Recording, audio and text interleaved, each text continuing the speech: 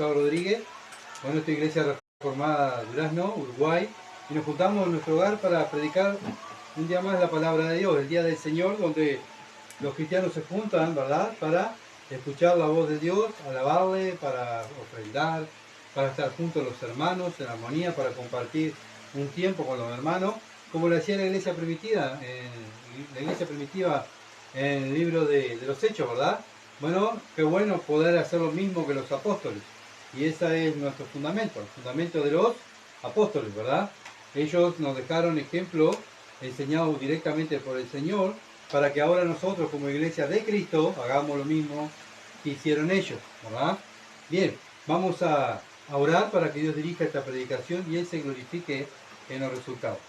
Padre, gracias Señor por este tiempo de estar juntos. Una vez más quiero agradecerte, gracias por el privilegio de poderte servir. Señor, sabes, Señor amado, que yo no soy digno. Padre, porque soy un pecador. Pero Padre, tú te has complacido darme este privilegio de poder predicar tu palabra. Ayúdame, Señor amado, porque solo no puedo. Necesito de ti, de tu sabiduría, de tu guía, de la guía de tu espíritu, para que poder entender tu palabra, para poder explicar bien, para que la iglesia de Durazno la entienda, Señor amado, para que yo también pueda entender y ponerla en obra después cuando salgamos de este lugar. Ayuda a tu iglesia en esta ciudad de Durazno, Padre amado, hundida en el pecado, hundida en la inmoralidad. Señor, ayúdanos a nosotros como cristianos a abrir los ojos y a poner manos a la obra para trabajar para ti. Padre, gracias por este privilegio de poder entenderte y conocerte. Y Padre, compartir tu palabra con nosotros. La gloria sea para ti, la alabanza sean dadas a ti. En el nombre de Jesús. Amén. Bien, estamos estudiando el Evangelio según Juan, ¿verdad? Es el título del mensaje. Evangelio según Juan. En la lectura de hoy pasamos al capítulo 2. Pasamos al capítulo 2, terminamos el 1, ¿verdad? Y comienza el 2. Bien, vamos a leer del versículo 1 al 11. Juan, capítulo 2, versículo 1 al 11, dice así: Al tercer día se hicieron unas bodas en Caná de Galilea y estaba allí la madre de Jesús, y fueron también invitados a las bodas Jesús y sus discípulos. Y faltando el vino, la madre de Jesús le dijo: ¿No tienen vino? Jesús le dijo: ¿Qué tienes conmigo, mujer? Aún no ha venido mi hora. Su madre dijo a los que servían: Haced todo lo que os dijere. Y estaban allí 6 tinajas de piedra para agua, conforme al rito de la purificación de los judíos, en cada una de las cuales cabían 2 o 3 cántaros. Jesús le dijo: Llenad estas tinajas de agua, y las llenaron hasta arriba. Entonces le dijo: Sacad ahora y llevadlo al maestresala. Y se la llevaron. Cuando el maestresala probó el agua hecha vino, sin saber él de dónde era, aunque lo sabían los sirvientes que habían sacado el agua, llamó al esposo y le dijo: Todo hombre sirve primero el buen vino, y cuando ya ha bebido mucho, entonces el inferior. Mas tú has reservado el buen vino hasta ahora. Este principio de señal hizo Jesús en Caná de Galilea y manifestó su gloria, y sus discípulos creyeron en él. Amén. Hasta ahí va a ser nuestra lectura. Hasta ahí va a ser nuestra lectura. Bien. Bueno, acá está relatando, ¿verdad? Juan, el evangelista, está relatando lo que el Señor hizo en esta fiesta. ¿Vemos? Bueno, vemos que el Señor estuvo en una fiesta, ¿verdad? Y hizo su primer milagro en Caná. Estuvimos mirando el domingo pasado el testimonio de los discípulos de Juan, ¿se acuerda? En el capítulo 1 estuvimos mirando eso. Y cuando ellos empezaron a dar a conocer a Cristo, cuando ellos conocen a Cristo, ellos van a su familia y amigos y invitan a sus conocidos a que conozcan al Señor. Y este es el efecto que hace conocer a Cristo, ¿verdad? Conocer a Cristo nos lleva a darlo a conocer. Eso es lo que hacen los hijos de Dios. Lo conocen y lo dan a conocer. No se lo guarda para ellos, sino que ellos abren su boca y dan a conocer, ¿verdad?, a Cristo, sus atributos, dan a conocer el Evangelio, el arrepentimiento de pecado. El cristiano, aquel que conoce a Cristo, predica la palabra de Dios, ¿verdad? Claro, después de creer. Primero hay que creer, ¿verdad?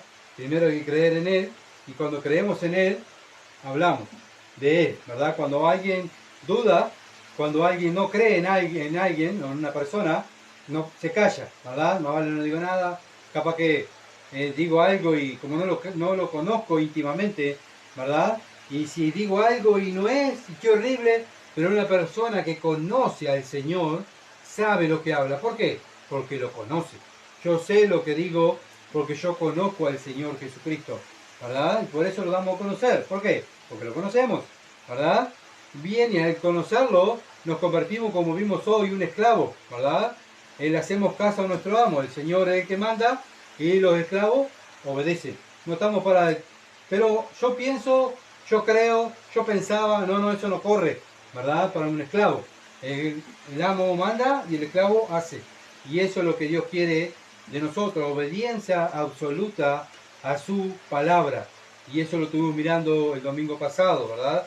Dios es tu amo y es mi amo. Como creyentes somos los esclavos del Señor, por eso le decimos Señor. Y el mismo Señor dijo, si alguno quiere venir en pos de mí, niéguese a sí mismo. ¿Qué hay que hacer primero? Seguir. Sí, yo quiero seguirte, Cristo. Yo creo en vos. Yo creo en Cristo. Pero hay una cosa que tienes que hacer, dice el Señor. Niégate a ti mismo.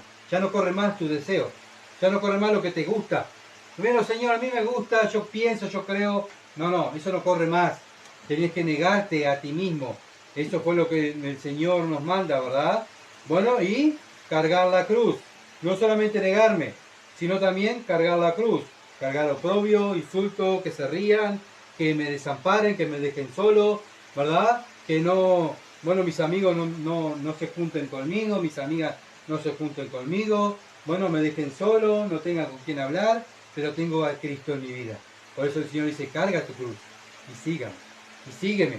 Y ese es el mensaje que damos. El mensaje que da el cristiano es este. ¿Querés conocer a Dios? Bueno, negarte a ti mismo, es decir, confiesa tu pecado, confiesa que eres un pecador, arrepiéntete de tus pecados y carga la cruz de Cristo y cree en el Evangelio de la salvación. Y síguelo, hazlo tu Señor, hazlo tu Señor. Y eso es un verdadero cristiano. Y ese es el verdadero Evangelio que predicamos, ¿verdad? Entonces vemos hombres que tenían el Espíritu Santo, ¿verdad? Bueno, en el libro de los Hechos, los apóstoles tenían el Espíritu Santo y ellos lo dieron a conocer. Pero acá vemos hombres que simplemente seguían a Cristo, no había venido el Espíritu Santo, ¿verdad? Simplemente ellos oyeron de Él y fueron, lo conocieron ahí, ¿verdad? Lo vieron y bueno, y llevaron a otras personas para que lo conozcan. Bueno, ¿qué les parece después a estos hombres cuando recibieron el Espíritu Santo? Todo lo que hicieron, ¿verdad?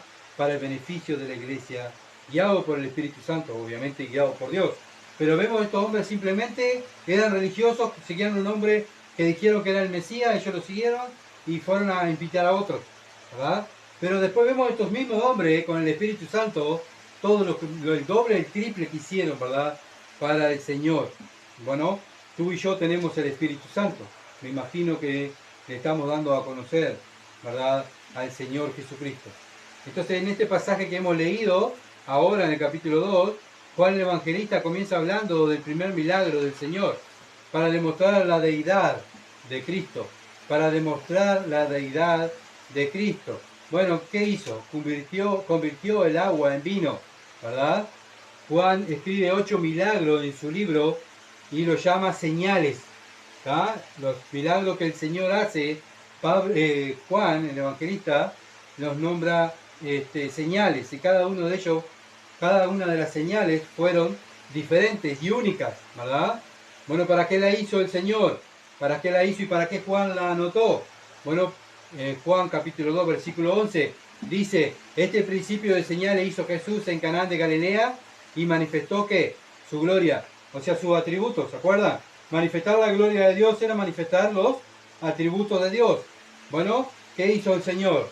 El agua sin sabor, el agua común y corriente, la convierte en vino, ¿verdad? Se dan cuenta del poder de Dios haciendo, creando cosas nuevas, ¿verdad? Bueno, vemos que manifestó su gloria y sus discípulos creyeron en Él. Entonces, ¿para qué hizo señales el Señor?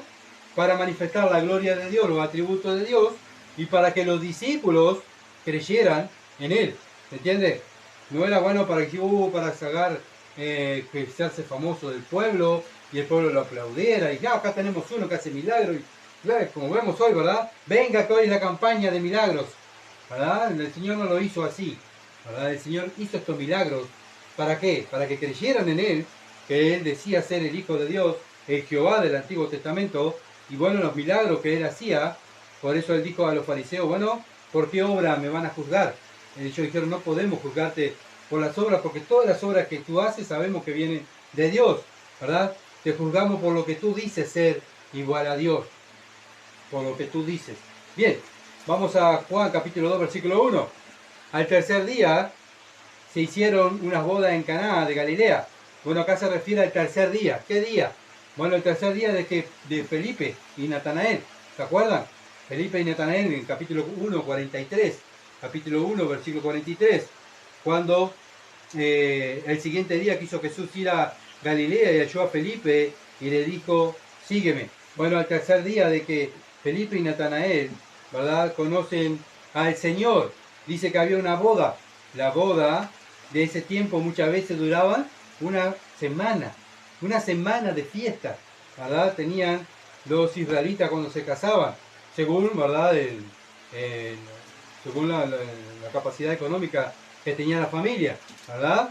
Bueno, según el dinero que tenía el novio, porque todo esto corría por el novio, la fiesta corría por el novio. Miren lo que dice el versículo 9 del capítulo 2 y 10, versículo 9 del capítulo 2 y versículo 10, dice, cuando el maestresala probó el agua hecha vino sin saber él de dónde era, aunque lo sabían los sirvientes que habían sacado el agua, llamó ¿a quién llamó? El esposo. Bueno, entonces, ¿quién era el encargado de la fiesta? El esposo, ¿verdad? Y dijo, todo hombre sirve primero el buen vino. Y cuando ya han bebido mucho, entonces el inferior, mas tú has reservado el buen vino para ahora, hasta ahora. Bueno, se dan cuenta, el maestresala, el encargado de la fiesta, ¿a quién va? Al dueño de la fiesta. ¿Quién era? El novio, ¿verdad? El novio era el encargado de la fiesta y era el que pagaba la fiesta. Entonces, el maestresala prueba este vino y se lo lleva al novio. Se da cuenta que la fiesta la tenía que pagar el novio. ¿Ah? Bueno, y entonces imagínense quedarse sin vino. Estamos en una fiesta, invitados, y se queda sin vino. Y bueno, el novio, ¿cómo iba a quedar visto por la sociedad? ¿Cómo iba a quedar visto por la familia de la novia? ¿Verdad? Mal visto, ¿verdad? Entonces, este era el problema que había que solucionar.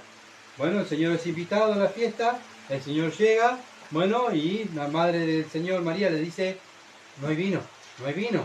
Bueno, este hombre tenía que, el Señor Jesucristo tenía que solucionar este problema que había en la fiesta. Y eso es cuando viene el Señor a la vida de cada persona, soluciona los problemas. No es que muchas veces decirlo desaparece, pero sí, ¿verdad? Teniendo a Cristo en nuestra vida, Él es nuestro respaldo y nos ayuda a afrontar ese problema, verlo diferente, ¿verdad? Para aquellos que lo conocemos. Bueno, el mundo con sus problemas va al psicólogo, va al doctor, va a la farmacia y ahí va la droga, va al vino, va y así va a resolver su problema el mundo, ¿verdad? Pero el cristiano va ¿a quién? A Dios, porque nuestro socorro viene de Dios. Bueno, y muchas veces Dios no nos quita el problema, sino que nos da una solución o una puerta, ¿verdad? Para salir o para soportar ese problema con la ayuda de Dios. Juan capítulo 2, versículo 2. Y fueron también invitados a las bodas de Jesús y sus discípulos. Esta boda era en Caná, y era la ciudad de ¿quién? De Natanael, ¿se acuerdan? Natanael era de Caná, de esta ciudad de Galilea. Esta ciudad estaba situada a unos 14 kilómetros al norte de la ciudad de Nazaret. 14 kilómetros al norte de la ciudad de Nazaret. Como vemos el versículo 3 dice, bueno, nos damos cuenta que fue invitada toda la familia del Señor, ¿verdad? Cuando el Señor va a la fiesta, ¿quién estaba? María, ¿verdad? Estaba María en la fiesta, así estaba toda, según la familia de la carne del Señor Jesucristo, ¿verdad?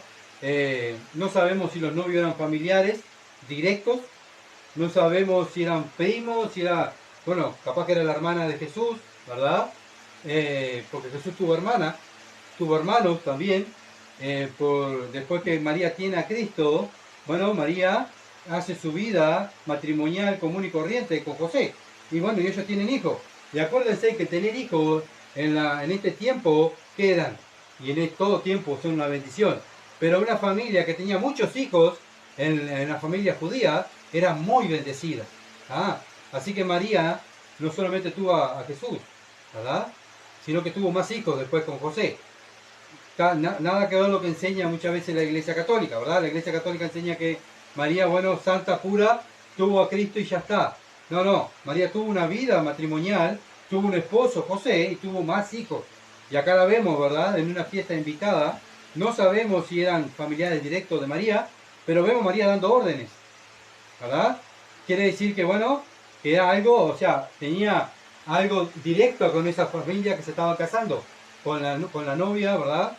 O con el novio. Eran familiares o amigos muy cercanos, ¿verdad? Es lo que nos está dando a entender Juan, pero esto no es lo principal, ¿verdad? De la fiesta. Lo principal es que está el Señor allí. Lo principal es que está Dios mismo, ¿verdad? Y Dios mismo va con sus discípulos.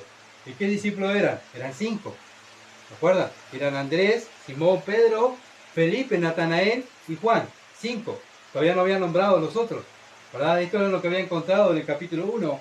El Señor, ¿verdad? Los dos primeros, Andrés y Juan, que eran los discípulos de Juan, el evangelista, el bautista, eran Andrés y Juan, que escribe el Evangelio, eran los discípulos de Juan el Bautista. ¿Se acuerdan? Entonces Juan, cuando ve el Cordero de Dios, le dice, vayan, síganos a él. Y ellos se van. Bueno, en el trayecto, Andrés invita ¿a quién? A Pedro, su hermano, y lo trae al Señor. Y bueno, y Felipe trae a Natanael, ¿se acuerdan? Entonces eran 5, estos eran 5 discípulos que seguían a el Señor. Juan capítulo 2, versículo 3. Y faltando el vino, la madre de Jesús le dijo, no tienen vino. ¿A quién le dijo? El Señor, ¿verdad? Este vino que estaba tomando la fiesta era vino, no era, bueno, ni jugo, no, era vino fermentado, ¿verdad? Y esta fiesta, era el vino, si era fermentado, era el vino que embriagaba, ¿verdad? Igual que era el vino, igual que fuera un vino nuevo, al ambiente que estaba en este tiempo, o sea, la temperatura que había en este tiempo aquí, el vino se descomponía rápidamente, ¿verdad? Entonces el vino se fermentaba. Y entonces este vino fermentado era un vino que embriagaba. Bueno, este vino se termina, ¿verdad? Y bueno, en este tiempo también muchas veces, como ellos sacaban el agua del río o del arroyo, ¿verdad? Y la ponían en tinaja y empezaban a tomar. No es como ahora que tenemos la canilla que pasa por la hoz, ¿verdad? Tienen diferentes... Bueno, mucha gente le echaba un poquito de vino al agua, ¿verdad? ¿Para qué? Para que el agua quedara más pura, ¿verdad? Y que el vino matara los microbios que tenía el agua que sacaban del río.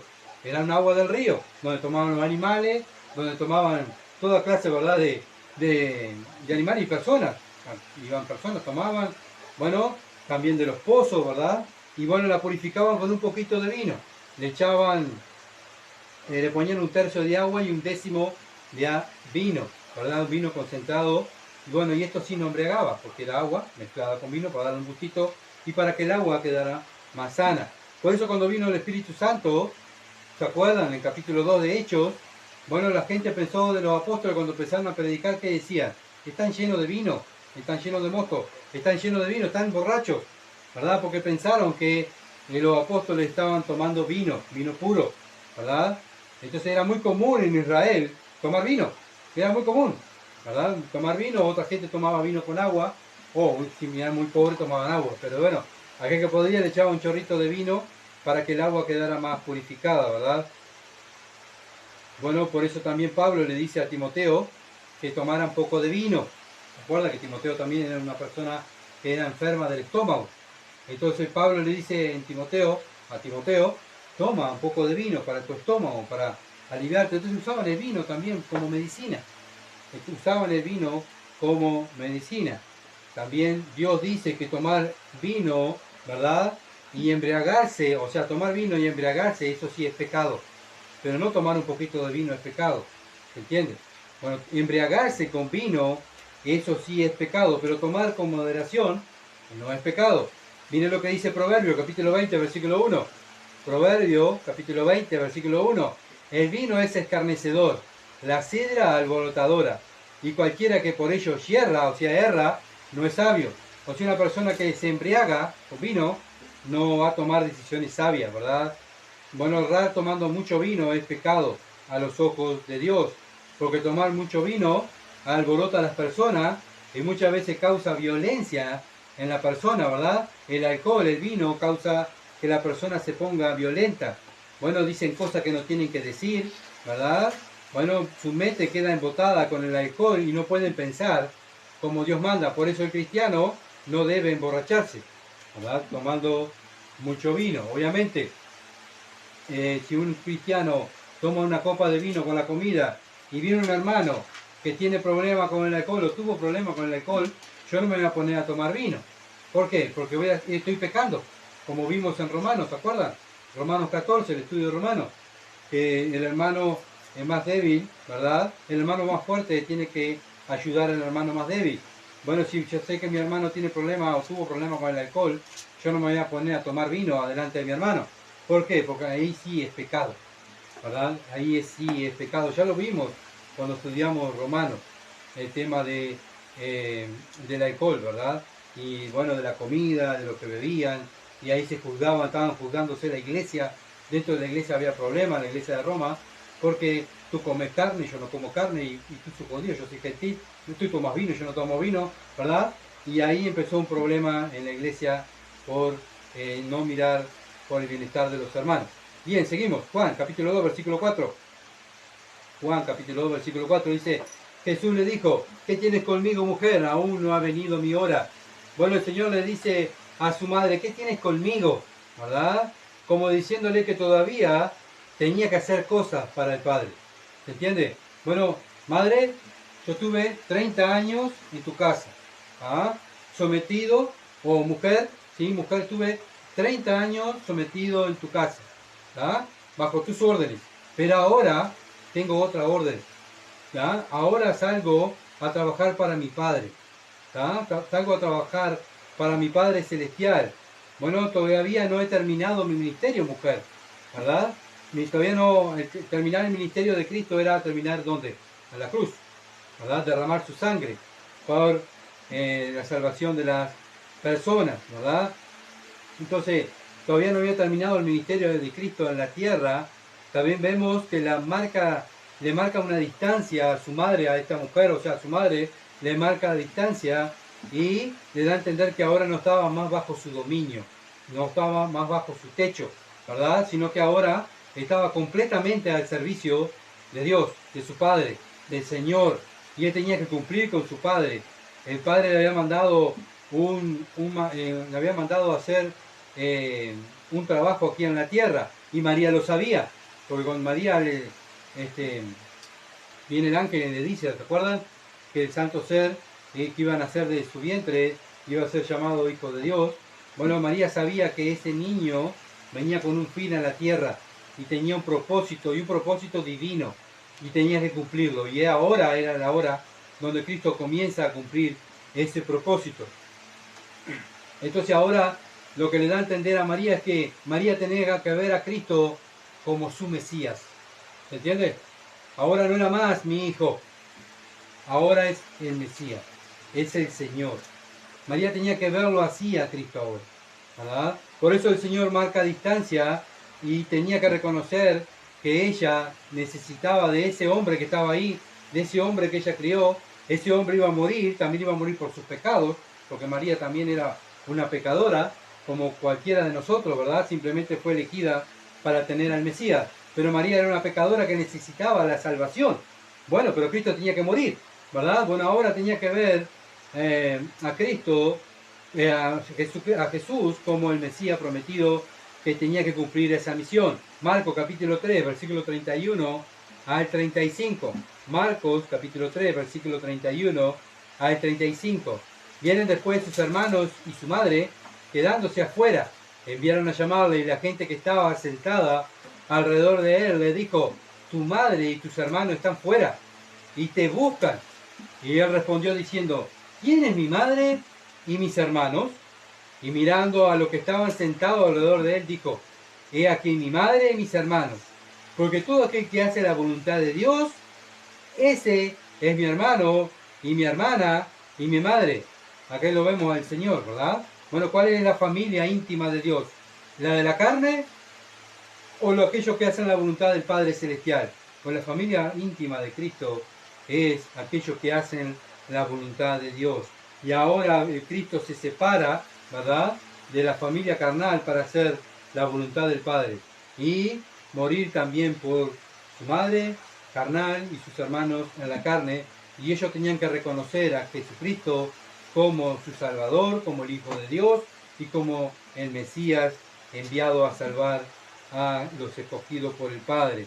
Entonces Cristo marca esa distancia, por eso le dice mujer, ¿verdad? No es como diciendo hoy en día señora, ¿verdad? Cuando le decimos nosotros a una mujer señora, bueno, así le está diciendo Cristo a su madre. ¿Qué quieres conmigo, señora? ¿Verdad? No es una falta de respeto, sino que marca una distancia, ¿verdad? Para que ella lo reconozca como Mesías, como su Salvador. Por eso le dice, aún no ha venido mi hora. Bueno, tengo tanto trabajo que hacer en la tierra, señora, que no ha llegado la hora de subir a la cruz. Todavía me falta, ¿verdad? Juan capítulo 7, versículo 30. Juan capítulo 7, versículo 30 dice, entonces procuraban prenderle, pero ninguno de ellos le echó mano, porque aún no había llegado su hora. Otra vez, Juan Evangelista dice, aún no había llegado su hora. Aquí el Señor le dice a María, aún no ha llegado mi hora. Ahora Juan el Evangelista dice que lo querían agarrar a Cristo, matarlo, pero no lo pudieron hacer. ¿Por qué? Porque aún no había llegado la hora, ¿verdad? Había una hora, había un día que Cristo iba a morir. No era el día que el mundo quería, o las personas quisieran, o los religiosos querían matar al Mesías, sino que Cristo tenía que cumplir su ministerio en la tierra primero. Juan 8:20, Juan capítulo 8, versículo 20.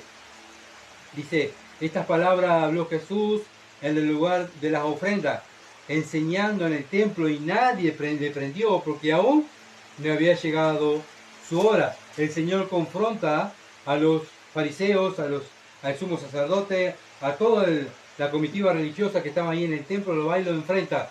Y todo el mundo quedó, wow, nadie le ha hablado así al sumo sacerdote. Este hombre, vea cómo lo enfrenta, cómo le dice las cosas y cómo dice lo que ellos tienen adentro. La gente quedó impactada mirando a Cristo. ¿Y por qué no lo agarraron y lo metieron preso? Porque aún no había llegado su hora. Juan 12:23. Juan 12:23. Jesús le respondió diciendo, ha llegado la hora para que el Hijo del Hombre sea glorificado. Bueno, acá sí, dice el Señor, está llegando la hora. Ahora sí, viene la hora que el Hijo de Dios va a ser glorificado. Acá el mismo Dios, el mismo Señor está diciendo que está terminando su ministerio aquí en la tierra. Versículo 27. Ahora está turbada mi alma. ¿Y qué diré? Padre, sálvame de esta hora. Mas para esto he llegado a esta hora. Aquí el Señor, lo último, estoy en Juan 12, versículo 27. Aquí en lo último, ¿verdad?, de su vida terrenal, está orando, diciendo, Padre, terminé el trabajo. Terminé el trabajo. Juan 13, versículo 1. Para que vean que Cristo tuvo que terminar su ministerio, ¿verdad? Y después sí terminar allí en la cruz. Juan 13, versículo 1. Antes de la fiesta de las Pascuas, sabiendo Jesús que su hora había llegado para que pasasen de este mundo, ¿a dónde? Al Padre. Como había amado a los suyos que estaban en el mundo, los amó hasta el fin. Bueno, que vemos que aquí llegó la hora, ¿verdad? Llegó la hora. A pesar que el Señor sabía que le quedaba poco tiempo, que le esperaba la cruz después de cenar con sus discípulos, vemos también que Él se levanta y le lava los pies a sus discípulos, ¿verdad? En vez de estar llorando, diciendo, ay, qué horrible, llegó mi hora, Él hasta lo último estuvo enseñando en Juan 17, también estuvo orando, ¿verdad? Porque sabía que había llegado la hora. Entonces el Señor acá está diciendo, ¿verdad? Bueno, llegó el fin, y llegó el fin de vivir en este mundo, en esta tierra, y comienza el ministerio, llegó el fin de estar bajo la tutela de su madre, y ahora llegó el principio de servirle a mi Padre Celestial. comienza el ministerio terrenal hasta que llegue la hora de subir a la cruz. ¿Se entiende? Bien, entonces vemos que el Señor, como vimos, como nos enseña la palabra de Dios, es aquel que también es el que intercede por los suyos. Como dije en Juan 17, antes de subir a la cruz el Señor, Él está intercediendo por los suyos. Bueno, no es como dicen, ¿verdad? Los católicos, muchas veces los católicos usan este pasaje diciendo, ¿ves cómo la madre de Jesús lo manda? Y Jesús se somete, es ella la que intercede, es ella la que manda al Hijo. Por eso la ponen como intercesora, ¿verdad? Ponen a Dios, a María y a Cristo abajo. Por eso la ponen como intercesora. Es más, si ustedes entran a un templo católico, van a ver más imágenes de María que del Señor Jesucristo, ¿verdad? Y muchas veces veneran más a la Virgen María que al Hijo de Dios. ¿Ellos por qué? Porque para ellos la intercesora entre Dios y los hombres es la Virgen María. Pero para Dios y para los cristianos, y lo que dice la Biblia, lo que dice Hebreo, nuestro intercesor es el Señor Jesucristo, ¿verdad? Hebreo lo enseña. Es el único intercesor que tienen los hombres. Jesucristo, hombre, es el que intercede por los hombres. Bueno, vemos acá el Señor cumple, que está cumpliendo la agenda divina, por eso le dice mujer, marca la distancia con su madre, ¿verdad? Y empieza a trabajar para el Padre, para hacer cumplir lo que el Padre lo mandó a hacer en la tierra. Juan capítulo 2, versículo 5. Su madre dijo a los que servían, hacer todo lo que os dijere. Acá vemos María, como dije, era conocida. Le está diciendo a los sirvientes de la fiesta, ¿verdad? Diciéndole hagan lo que dice mi hijo, lo que dice, lo que diga Jesucristo, lo que diga Jesús, hagan. Se dan cuenta que ella tenía autoridad allí, ¿verdad? Conocía a la familia, ella tenía vínculo con la familia, no sabemos si es de sangre o no, pero no es lo importante siempre es que estaba Cristo, el Hijo de Dios ahí. Eso es lo más importante y es lo que se enfoca Juan, ¿verdad? Que escribe el Evangelio. Bueno, María sabía lo que el Señor Jesucristo era capaz de hacer. Todo lo que pasó cuando ella quedó embarazada. Todo el mensaje que el ángel le dijo, lo que iba a hacer él, ¿verdad? Para el mundo. Lo que el ángel de Dios le dijo. Bueno, cuando fue al templo, ¿se acuerdan? Y salió el profeta Zacarías y profetizó del bebé que tenía María. Bueno, ella escuchaba y ella guardaba en su corazón, dice la palabra de Dios. Bueno, y ella sabía que ese niño que ella había criado estaba por un fin especial y un fin para la gloria de Dios. Juan capítulo 2, versículo 6. Juan capítulo 2, versículo 6 dice, y estaban allí 6 tinajas de piedra para agua, conforme al rito de la purificación de los judíos, en cada una de las cuales cabían 2 o 3 cántaros. Bueno, estas tinajas en este tiempo eran hechas de piedra. Bueno, ¿por qué? Porque era un material más impermeable que el barro. Eran palanganas de piedra, ¿verdad? Y no se acumulaba tanta impureza como en los cántaros. Bueno, también la usaban para lavar las cosas sagradas, ¿tá? Del templo, para lavarse las manos. Por eso dice la purificación del rito de los judíos. ¿Se acuerdan? Cuando criticaron a los discípulos de Jesús porque no se lavaban las manos, de acuerdo al rito de la purificación de los judíos. Bueno, en el rito de estos judíos tenían que tener estas tinajas para lavarse y para, bueno, hacer todo su rito, ¿verdad? Obviamente, según los hombres mandaban. Entonces usaban estos cánticos de barro para transportar agua, simplemente. Pero los cántaros lo usaban para llevarle agua a las tinajas estas de piedra, ¿verdad? ¿Por qué? Y ahí esa agua se mantenía pura, y ahí lavaban todo, ¿verdad? Y estaban todos contentos teniendo estas tinajas, así podían hacer sus ritos. Bien, y bueno, Juan capítulo 2, versículo 7, continuamos, siguiendo adelante. Jesús les dijo, llenar estas tinajas de agua, y las llenaron hasta arriba.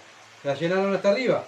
Bueno, vemos que el Señor recibe el consejo de su madre y actúa y da la orden a los que estaban sirviendo en la fiesta, ¿verdad? Bueno, le dice que estas tinajas las llenen de agua. Con seguridad estaban vacías y tenían poca agua, por eso dice llénenlas. Y acá cuenta el relato del milagro. versículo 8 al 10 de Juan capítulo 2. Entonces le dijo, sacad ahora y llevarlo a Maestresala. Se la llevaron y cuando el Maestresala probó el agua hecha vino, sin saber él de dónde era, aunque lo sabían los sirvientes que habían sacado el agua, claro, porque los sirvientes estaban mirando, ¿verdad? Lo que hizo el Señor. Llamó ¿a quién? El Maestresala, el encargado de la fiesta de servir, que ¿a quién llama? Al esposo. Y le dijo, todo hombre sirve primero el buen vino, y cuando ya han bebido mucho, entonces el inferior, mas tú has reservado buen vino hasta ahora. Bueno, este era el mejor vino, ¿verdad? El mejor vino que había hecho el Señor. Bueno, vemos que Juan el Evangelista no se enfatiza tanto en la fiesta, no se enfatiza, bueno, que había mucha comida, quién el vestido de novia era lindo, cómo estaba vestido el novio, ¿verdad? Cómo estaba arreglado el lugar, porque eso es lo que va en el mundo, ¿verdad? Cuando vamos a una fiesta, che, qué lindo estaba vestida la novia, qué lindo estaba vestido el novio, qué lindo arreglado estaba, qué rica la torta, ¿verdad? Qué cantidad de comida. Bueno, Juan no se enfatiza en estas cosas, que se enfatiza el hombre, sino que se enfatiza en Cristo, ¿verdad? En lo que hace Él y lo que hace en su primer milagro, ¿verdad? Y vemos cómo el que escribe, ¿verdad? Se enfatiza solamente en el Señor. No está toda la atención en el Señor Jesucristo, porque Él era el más importante. Ahí era Él, ¿verdad? El Señor Jesucristo. Él era el importante ahí. No era María, no eran los invitados, ¿verdad? Sino era Dios mismo estaba ahí con ellos. Por eso Juan se enfoca en el Señor y habla de su primer milagro. ¿Para qué? Para que crean en Él. Acuérdense que Juan escribe el libro de Juan, el Evangelio de Juan, para que crean en Cristo, ¿verdad? Para que leyendo en este libro crean que Cristo es el Hijo de Dios, el Salvador del mundo, ¿verdad? Entonces, siempre la Biblia se enfoca en el Hijo de Dios. Desde Génesis hasta Apocalipsis, la Biblia no se enfoca en María, ¿verdad? No se enfoca, bueno, en otros santos, sino se enfoca en el Hijo de Dios. Se enfoca en el Hijo de Dios. Cristo, el Hijo de Dios, el Padre y el Espíritu Santo en la creación en Génesis, ¿verdad? Bueno, y después continúa toda la Biblia hablando de quién? De Jesucristo, ¿verdad? Entonces vemos que todo este libro, desde Génesis hasta Apocalipsis, en el Antiguo y Nuevo Testamento habla del Hijo de Dios. El Antiguo Testamento hablando del Mesías que iba a venir. Bueno, el Evangelio hablando de que el Mesías vino, ¿verdad? Y después habla también el Nuevo Testamento diciendo que el Mesías se va, pero va a volver. Siempre habla del Mesías, ¿se entiende? Siempre hablando del Mesías, y por eso toda la Biblia se enfatiza en el Hijo de Dios. Bueno, por eso Juan capítulo 2, versículo 11 dice, este principio de señales hizo Jesús en Caná de Galilea y manifestó su gloria y sus discípulos creyeron en él. Bueno, ¿por qué entonces dice que este primer milagro que hizo el Señor acá en Canaán, ¿para qué fue? Bueno, dice que fue para manifestar su gloria. Fue lo que vimos hoy al principio, manifestar su gloria, sus atributos, ¿verdad? Vemos el Dios creador. ¿Qué creó? El agua en vino, ¿verdad? ¿Qué creó? Y así vemos todo el ministerio de Cristo creando, dando vida, ¿verdad? Dándole vista a los ciegos, dándole piernas a aquellos que no, las piernas que no marchaban. Bueno, el Señor le da piernas nuevas, ¿verdad? Y así es lo que hace el Señor, hace nuevas todas las cosas, ¿verdad? Cuando vamos a Él, Él nos hace que nuevas criaturas, ¿verdad? Una cosa que lo que merezco yo es el infierno. ¿Por qué? Porque soy pecador y sucio por el pecado, no tengo arreglo, no tengo perdón, ¿verdad? Por todo lo malo que he hecho desde mi nacimiento, nací pecador, pero el Señor viene y hace de ese pecador, de esa persona que merece el infierno, algo nuevo, algo útil en sus manos, ¿verdad? El creador de todas las cosas. Y estaba cumpliendo el Señor con lo que le dijo, ¿se acuerdan? A Natanael, capítulo 1, versículo 50, que la última parte que le dijo, cosas mayores vas a ver, cosas mayores vas a ver. ¿Se acuerdan que le dijo a Natanael dónde estaba? Y Natanael cayó y dijo, ay, Dios mío, Señor mío. Y por eso te asombra, dice el Señor. Bueno, vas a ver otras mayores cosas, ¿verdad? Y ellos creyeron en Él. Entonces estaban cumpliendo lo que, como dije, lo que le dijo a Natanael el Señor Jesucristo.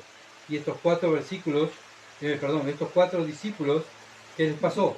creyeron en Él, ¿verdad? Ese fue el resultado. Versículo 11, donde estamos, sus discípulos creyeron en Él.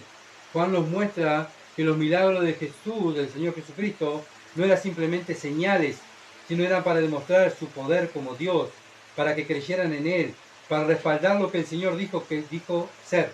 Él dijo, yo soy Jehová del Antiguo Testamento, yo soy, ¿verdad? Y todo el mundo lo miraba, pero por las señales del Señor, dejó todo plasmado aquí. Los escritores del Evangelio, toda la vida de Cristo escribieron ¿para qué? Para respaldar la vida de Cristo con sus obras, diciendo lo que Él era, sus obras lo demostraban, ¿verdad? Demostraban que Él era el Hijo de Dios, no era simplemente un profeta, no era un predicador más, sino era el Hijo de Dios, que vino a salvar a aquellos elegidos por el Padre antes de la fundación del mundo, que vino a cumplir las profecías que estaban escritas en Él en el Antiguo Testamento, ¿verdad? Para que sus seguidores, aquellas personas que lo seguían, creyeran en Él. Bueno, manera de conclusión. Bueno, vimos que el Señor estaba en una fiesta de boda, o sea, lo invitaron, y el Señor, ¿qué hizo?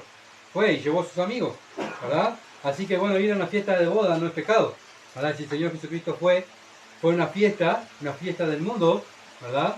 Obviamente que fue a qué? ¿Fue a bailar y a tomar y a embriagarse? No, Él fue a qué? A glorificar a Dios. Él fue a glorificar a Dios. ¿En este tiempo había música? ¿Habían baile en las fiestas judías? Claro que sí. La misma fiesta que hay hoy había también, ¿verdad? No eran los mismos bailes, pero ellos bailaban, cantaban, tomaban vino, ¿verdad? Ellos estaban ahí. Bueno, vemos que el Señor, ¿verdad? Estaba ahí. No sabemos el parentesco que tenían, pero Él estaba con sus amigos, con sus discípulos, ¿verdad? Los más cercanos. ¿Para qué? Para que glorificara a Dios y para que los que lo seguían a Cristo vieran que decía Juan el Bautista que era el Mesías. Bueno, era cierto, ¿verdad? Vemos también que el Señor contesta no ásperamente a su madre, María, pero sí severamente, ¿verdad? Marca distancia, fue lo que vimos, ¿verdad? Bueno, ¿por qué? Porque ahora tenía que hacer lo que el Padre Celestial le había mandado. El Señor escucha a su madre, también el consejo, y actúa, ¿verdad? Pero no actúa para obedecer a su madre, sino actúa para glorificar a Dios, ¿ah? Glorificar a Dios. Y eso es lo que debemos hacer cada uno de nosotros. Cada cosa que hacemos, la hacemos para la gloria de Dios. Donde vamos, lo hacemos para la gloria de Dios, ¿verdad? No lo hacemos para agradar a los hombres. Yo tengo que ir porque tengo que dar bien. ¿Qué van a decir de mí? No. El Señor fue, ¿para qué? Para glorificar su nombre, para glorificar a Dios. Lo mismo hacemos nosotros como creyentes. Donde vamos, nuestra conversación, todo lo que hacemos, lo hacemos ¿para qué? Para la gloria de Dios. Y lo que hizo el Señor fue para la gloria de Dios, no para la gloria de su madre, sino para la gloria de Él, ¿verdad? Entonces lo traemos a nuestro tiempo. Bueno, cuando nos invitan a un cumpleaños, a una fiesta, a un casamiento, a una comida, bueno, debemos ir. Claro que podemos ir. Si el Señor fue, ¿verdad? Bueno, pero vamos a ir, ¿verdad? Como fue el Señor, para glorificar a Dios y hablar de su reino, ¿verdad? Hablar y con nuestro mismo comportamiento también marcar la diferencia. Dios nos mostró que el Señor participaba en fiestas entre personas que no eran creyentes, pero iba para glorificar a Dios. Y eso tenemos que tenerlo en cuenta, ¿verdad? No encerrarnos en una burbuja. No voy a salir acá porque me contamino. No voy a ir no sé, al río porque me voy a contaminar. No voy a pasear a la feria porque me voy a contaminar. No voy a ir al festival a mirar porque me voy a... Somos personas que Dios nos puso en un mundo, ¿verdad? Que tenemos que circular en el mundo, pero no circular como el mundo, sino diferente al mundo. Y glorificar a Dios por nuestra vida, ¿verdad? Lo que debemos practicar es practicar la palabra de Dios. Bueno, y eso es traerle gloria a Dios, donde estemos, donde vayamos, ¿verdad? En nuestro trabajo, donde sea, tenemos que practicar la palabra de Dios y predicar el arrepentimiento de pecado y evangelizar a las personas. Ahora, ¿para qué aquel tiempo, verdad? En que estaba el Señor, bueno, el Señor lo hizo. Bueno, ¿para qué lo hizo? Para dejarnos ejemplo para nosotros, ¿verdad? Para que sigamos sus pisadas. Bueno, vemos el Señor, ¿verdad? Que hizo en este tiempo, en el tiempo que estuvimos mirando, el agua en vino. Bueno, el Señor hizo algo que no tenía sabor y le dio sabor.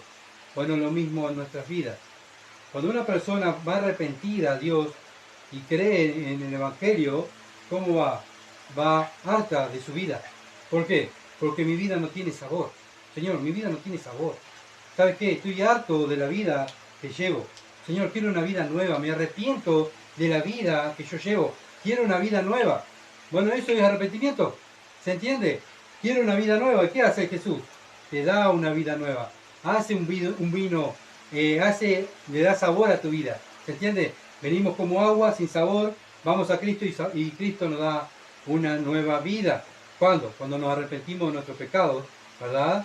Y venimos a creer en el Evangelio. Y eso es lo que hace el Evangelio. Nos da una vida nueva, sabor a la vida, sabor diferente, no un sabor del mundo, sino un sabor celestial, ¿verdad? Y solo lo podemos hacer, bueno, lo puedes hacer si estás desconforme con tu vida. Si tú no has nacido de nuevo, bueno, estás desconforme de la vida que llevas, bueno, Dios te está invitando en esta tarde a que vengas a Él, te arrepientas de tu pecado y creas, ¿verdad?, en Él, en lo que Él hizo en la cruz. Murió en la cruz, fue sepultado, resucitó al tercer día para darte una vida nueva, una vida, antes estábamos en delitos y pecados y muertos espiritualmente. Dios da vida, ¿verdad? Y eso es lo que Dios está ofreciendo hoy en día, vida, algo nuevo. Bueno, ojalá que esta tarde, ¿verdad?, sea donde tú hagas esta decisión y digas, bueno, Señor, quiero esa vida nueva. No quiero seguir viviendo como vivo. Quiero una vida nueva, una vida con sabor, ¿verdad? Y simplemente hay que arrepentirse de los pecados y creer en el Evangelio. Dios todo lo puede hacer. Él lo hace, Él salva, Él da vida nueva. Oremos, hermano. Padre, gracias por tu palabra y gracias, Señor amado, por este milagro, el primer milagro que vemos que hizo nuestro Salvador en Canaán de Galilea. Señor, queremos adorarte, queremos bendecirte y decirte gracias, Padre amado, por habernos salvado. Gracias por conocerte y darnos sabor, un sabor a nuestra vida, una vida nueva. Señor amado, una vida eterna, una vida junto a ti. Por eso te alabamos y te damos gracias, Padre amado, por todo lo que tú has hecho con nosotros. Gracias por tu palabra. Señor, que podamos, donde tú nos mandas, donde circulamos en esta ciudad, podamos ser como el Señor, glorificarte, darte a conocer, Señor amado, y que el mundo vea nuestro diario vivir, nuestro andar, y crean en Cristo, Señor. Ayúdanos, Padre amado, a ser esta luz, ser esa sal que debemos ser en esta ciudad de Durazno.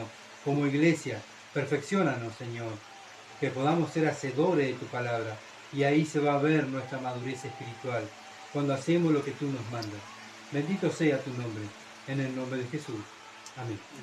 Gracias por seguirnos, por orar, y bueno, por favor continúen orando para que este ministerio continúe y Dios se glorifique en el resultado, en salvación de alma y edificación de su iglesia, y esta ciudad de Durazno pueda ser para Cristo. Muchas bendiciones y gracias por estar con nosotros.